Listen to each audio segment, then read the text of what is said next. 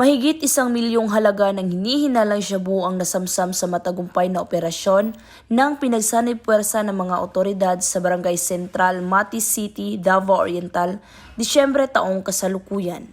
Kinilala ni Police Lieutenant Colonel Jerry H. Abruhina, Force Commander ng 2nd Davao Oriental Police Mobile Force Company, ang suspect na si alias Mardy, 36 taong gulang, walang trabaho, na residente sa Purok Malipayon, Liberty, Barangay Central, Mati City, na tinaguriang high-value individual sa nasabing lugar.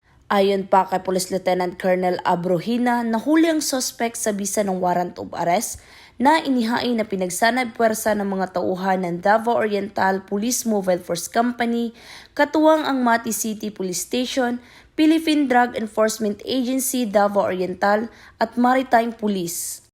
Na-recover mula sa bahay ng suspect ang tinatayang 150 gramo ng hinihinalang shabu na may standard drug price na nagkakahalaga ng 1,006,400 pesos at iba't ibang uri ng armas.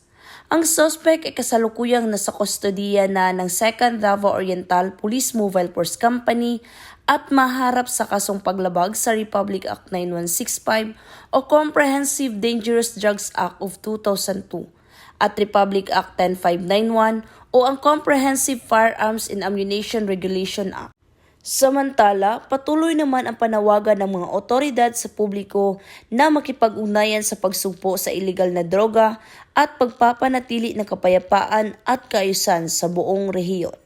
Mula dito sa Rehiyon 11, ako ang inyong PNN correspondent, Patrolwoman Berna Milapus, alagad ng batas, tagataguyod ng Balitang Pulis.